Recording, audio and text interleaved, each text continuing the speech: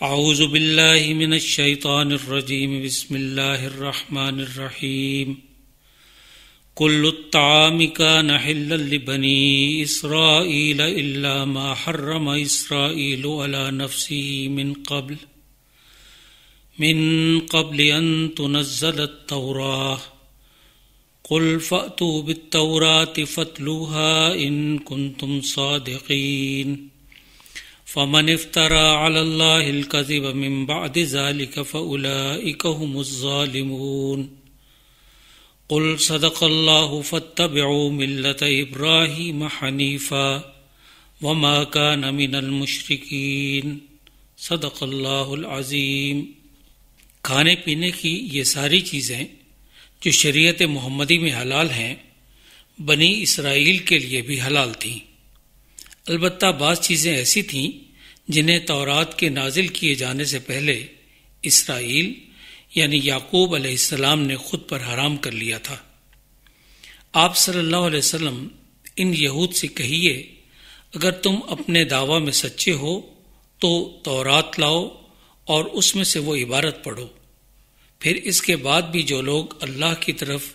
جھوٹی باتیں منسوب کریں تو ایسے ہی لوگ ظالم ہیں۔ آپ صلی اللہ علیہ وسلم ان سے کہیے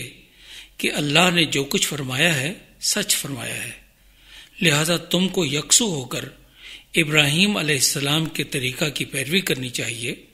اور ابراہیم علیہ السلام شرک کرنے والوں میں سے نہ تھے۔ ماقبل آیت سے چوتھے پارے کا آغاز ہوا ہے، جس میں اللہ کی راہ میں اپنے بہترین مال کو خرچ کرنے کی تلقین کی گئی ہے، اور متوجہ کیا گیا ہے کہ راہ خدا میں فالتو یا ناقص اور حقیر مال دینا درست نہیں۔ یہودی جو گرچہ خوب دولت مند تھے مگر صدقہ و خیرات اور راہ خدا میں خرچ کرنے کی صلاحیت اور نعمت سے محروم تھے، جس سبب ان کے دل کی سختی، ظلم اور مالی زیادتیوں کی صورت میں ان کا قومی شعار اور شناخت قرار پائے۔ وہ بخل، لالچ اور خود غرضی کا شکار ہوئے۔ ان کے مقابلہ میں اہل ایمان نے باوجود مالی اور معاشی مشکلات کے اپنا قیمتی ساز و سامان دل کھول کر راہ خدا میں لٹایا۔ اللہ رب العزت نے اسی آیت میں اپنے بندوں کو مطلع کیا کہ وَمَا تُنْفِقُوا مِنْ شَيْءٍ فَإِنَّ اللَّهَ بِهِ عَلِيمٌ، کہ وہ جو کچھ بھی اور جس نیت سے راہ خدا میں خرچ کرتے ہیں، اللہ کو ان کے ہر عمل، ہر انفاق اور ہر ارادے کی خوب خبر ہے، جس کا لازمی نتیجہ یہ ہے کہ وہ ان کے انفاق اور جذبے کے مطابق انہیں آخرت میں اجر و ثواب سے نوازے گا، اور ان کا خرچ کردہ 1 روپیہ بھی ضائع نہ جائے گا۔ زیر مطالعہ آیات کا ایک ہی موضوع ہے بنی اسرائیل کا اپنی جانب سے کچھ چیزوں کو حرام کر کے دین کا حصہ ظاہر کرنا، اور اس کی نسبت جھوٹ اور بہتان ترازی کے ساتھ اللہ کی جانب کر دینا کہ یہ تو خدا کی طرف سے حرام کردہ ہیں۔ دراصل جب یہود سے مسلمانوں کے خلاف کچھ ایسا بن نہ پڑا کہ اس کی دعوت و تبلیغ اور قبولیت کے سلسلوں کو روک سکیں، تو انہوں نے متعدد اعتراضات اٹھا کر لوگوں کے ذہنوں کو مسموم کرنا شروع کر دیا۔ ان میں سے تازہ معاملہ تحویل قبلہ کا تھا، جو ان کے لیے برداشت کرنا آسان نہ تھا۔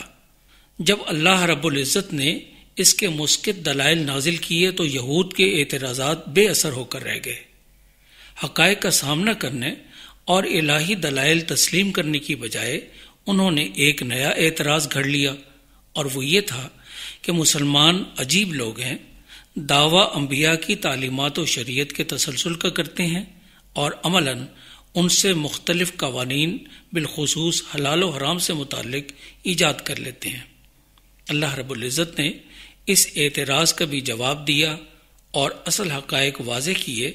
کہ دین اور اس کے مسلمات تو آدم علیہ السلام اور محمد صلی اللہ علیہ وسلم تک تمام انبیاء و رسول کی تعلیمات میں یکساں ہیں۔ البتہ شرعی قوانین میں وقت اور امت کی ضرورت و حالات کے مطابق کچھ نہ کچھ تبدیلی ضرور رہی ہے، لیکن حلال و حرام کے بارے میں اکثر و بیشتر تمام امتوں میں یکساں قوانین رائج رہے۔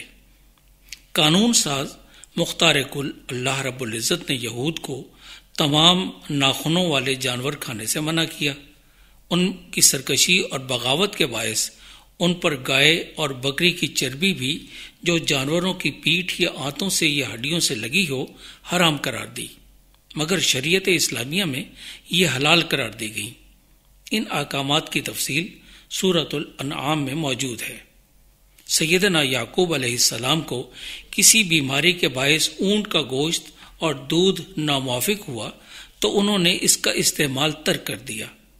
یہود نے اونٹ اور خرگوش کے گوشت اور اونٹ کے دودھ کو شرعاً حرام ٹھہرا لیا، اور جب مسلمانوں میں انہیں حلال پایا تو جھٹ سے اعتراض جڑ دیا کہ یہ کیا ہوا،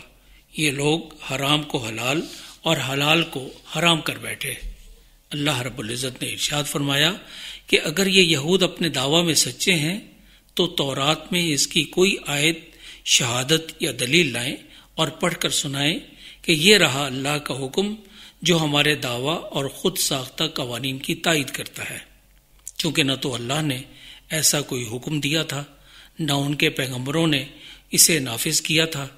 نہ ان کے پاس کوئی دلیل تھی، اور نہ ہی وہ اپنے دعویٰ میں سوائے مخالفت اسلام کے سچے تھے، لہذا وہ اس چیلنج کا سامنا کر سکے نہ اسے پورا، تو یہود مدینہ کو یہاں بھی منہ کی کھانی پڑی۔ اللہ رب العزت نے بندگان خدا، محض یہودی نہیں بلکہ ہر زمانے کے لوگوں کو سخت تنبیہ کی کہ جو بھی فرد یا گروہ اپنے مذموم اہداف و مقاصد کے زیر اثر یا بغاوت و سرکشی اور جہالت کے باعث اللہ پر جھوٹ اور خود ساختہ باتوں کا الزام دھرے گا یا نسبت قرار دے گا، وہ ایک تو اللہ پر ظلم کا مرتکب ہوگا اور بہتان اور افتراء ترازی کا مجرم ٹھہرے گا، اور انسانوں کی گمراہی کا عذاب بھی سمیٹے گا۔ فمن افترى علی اللہ الکذب من بعد ذلک فاولئک هم الظالمون۔ ان ظالموں نے اللہ کے ساتھ بھی ظلم کیا، اس کے مخلص بندوں کو غلط راستے پر ڈال کر بھی ظلم کیا، اور خود جھوٹ کے فروغ کے ذریعے اپنی جانوں پر بھی ظلم کیا۔ اللہ رب العزت نے واضح کیا کہ سچائی کا صحیفہ اور حق و باطل کا پیمانہ تو اللہ کا کلام ہے، قرآن عظیم، جو ہر اعتبار سے محفوظ، جامع اور کامل احکام الہی کا مجموعہ ہے۔ قل صدق اللہ، اللہ کا فرمایا ہوا ہر حرف، ہر لفظ سچ اور حق ہے۔ ومن اصدق من اللہ قیلا، اور اللہ سے بڑھ کر سچ بولنے والا اور سچ بیان کرنے اور حق واضح کرنے والا اور ہو بھی کون سکتا ہے۔ سو ہر قسم کے جھوٹ، خرافات، خود ساختہ احکامات اور عقائد اور غیر مطلوب اعمال کی بجائے صرف اللہ اور رسول کے احکام و تعلیمات کو ہی اختیار کرنا معیار حق و صداقت اور باعث فلاح و سعادت اور نجات ہے۔ یہود کو بالخصوص مشورہ دیا گیا کہ وہ ابراہیم علیہ السلام کے پیروکار کے طور پر چونکہ خود کو متعارف کراتے ہیں، لہذا کم از کم انہی کی ملت و شریعت کا اتباع کر لیں۔ فاتبعوا ملت ابراہیم حنیفا وما کان من المشرکین۔ توحید، شرک، حلال و حرام، جزا و سزا اور دیگر شرعی احکامات میں ابراہیم علیہ السلام کے اسوہ اور تعلیمات کو اختیار کریں، اور انہی کی طرح اپنی زندگیاں الہ واحد و معبود حقیقی کی بندگی میں بسر کریں، اور وہ اس نبی آخر الزماں صلی اللہ علیہ وسلم کے لیے دعا گو رہے۔ ان پر لازم ہے کہ جھوٹ، تعصب، شرارت اور بغاوت کو چھوڑ کر راہ ہدایت و راہ مستقیم کی پیروی کریں۔ This program is the sole property of Central Productions, Pakistan Broadcasting Corporation, Islamabad. Piracy in this regard is illegal.